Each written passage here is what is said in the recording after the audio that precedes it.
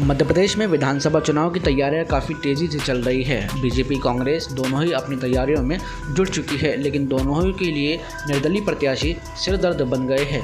ऐसा ही बुरहानपुर में देखने को मिल रहा है। खासतौर से बीजेपी के लिए ठाकुर प्रियांश सिंह और पूर्व सांसद के सुपुत्र हर्षवर्धन सिंह चौहान जो है भाजपा के लिए सिरदर्द बन गए हैं। दोनों ही नेता अपना शक्ति प्रदर्शन जोरों से जनता के बीच में दिखा रहे हैं। रिपोर्ट देखिए।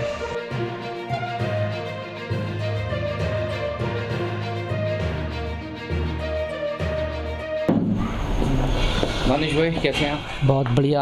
आप बताएं, क्या कुछ चुनावी तैयारी चल रही है आपकी? बस देख ही रहे हैं आप, अभी क्या शाम का समय हो रहा है, तो सुबह से निकले हुए थे हम और अपनी बातें लोगों तक पहुंचा रहे हैं।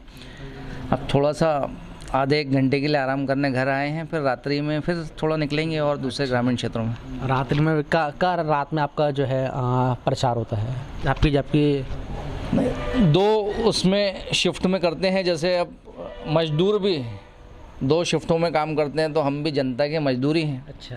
एक सुबह भी जाते हैं और एक रात्रि में भी थोड़ा जाते हैं 12-11 बजे के आसपास तक, फिर जब भी ऐसा लगता है फिर वापस आ जाते हैं। देखिए, नमस्कार, मैं हूँ दानिश खान हूँ और हम बात कर रहे हैं प्रियांक ठाकुर से, जो कि पिछले 2-3 दिन के अंदर मीडिया की सुर्खी में रहे और एक ऐसे हिंदू नेता है जिन्होंने अपना फॉर्म गधे पर बैठकर जो है दाखिल किया है। और उस समय का इनका ऐसा कहना था कि गधे पे बैठ के जनता को जो है यहाँ के विधायक ने जो है, और बल्कि यहाँ की भारतीय जनता पार्टी, जबकि खुद ये इन्होंने भारतीय जनता पार्टी से जो है टिकट की दावेदारी की थी, लेकिन उसी को जो है इन्होंने लोगों ने गधा बनाया है।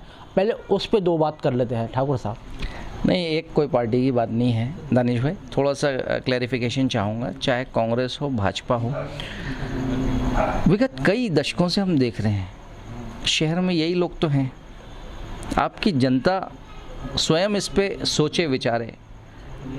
ये 2-4-5 चेहरे ही हैं ना, इनके सिवा 1-2 परिवारों के सिवा ही किसी और के पास रहा है क्या शहर?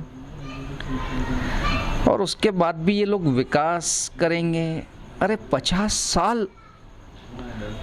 साल आपके हाथ में शहर रहा, जिला रहा, और अब भी विकास की आप बात कर रहे हो, तो एक मेरे दिल में तो स्वाभाविक प्रश्न है, कोई भी पार्टी हो, आपने 40-50 साल क्या करा?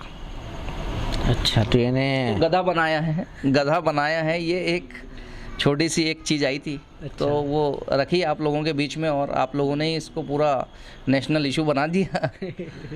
चलिए, तो ठाकुर साहब, अब हम आपने जो है निर्दलीय चुनाव लड़ने का ऐलान कर दिया है और संतों के बीच से जो है आपने पहली तस्वीर अपनी वहीं से वायरल की थी। चुनाव लड़ने का ऐलान वहीं से किया था, तो क्या संतों ने आपको उतारा है? देखिए, चुनाव, मैं राजनीतिक व्यक्ति नहीं हूँ, मैं तो हिंदू संगठनों से आता हूँ और मुझे इस रणभूमि में उतारने का पूरा श्रेय अगर जाता है तो आम जनता हो गई, साधु संत हो गए।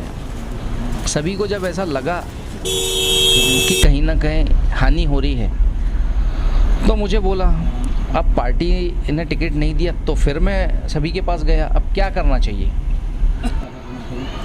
ठीक है, निर्दलीय का जो अभी बोला है, अभी और समीकरण भी देखते हैं, तो इस हिसाब से आगे बढ़ रहे हैं। हम हमारा प्रयास कर रहे हैं और कोई ऐसी बात नहीं है, और जनता के ऊपर छोड़ा है हमने।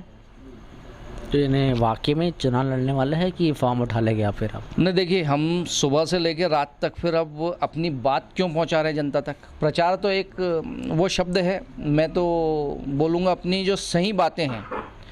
केवल घर भरने का काम नहीं करा है क्या राजनेताओं ने? तो ये सारी बातें जो है, और कुछ भी नहीं मिल रहा है, जनता को मिल नहीं रहा है, बस वोट दे रही। वो गधा जैसे अपने पीठ के ऊपर क्या बोलते हैं, रेती, ईंटें, ये ढोता है जाता है, तो उसी प्रकार कहीं ना कहीं मुझे लग रहा है जनता के साथ जनता को उपयोग किया जा रहा है केवल, और इससे ज़्यादा हमारे को कोई एमिनिटीज़ नहीं मिल रही, सुविधाएं नहीं मिल रही। शहर की हालत जस की तस है, बेरोजगारी का आलम वैसा ही है, कोई टूरिज़्म डेवलपमेंट नहीं हुआ है यहाँ पर, कोई इंडस्ट्रियल डेवलपमेंट नहीं हुआ है। हम सब हमारी बातों को जनता तक पहुँचा रहे हैं और जनता जो भी निर्णय लेगी वो सर्वोपरि रहेगा।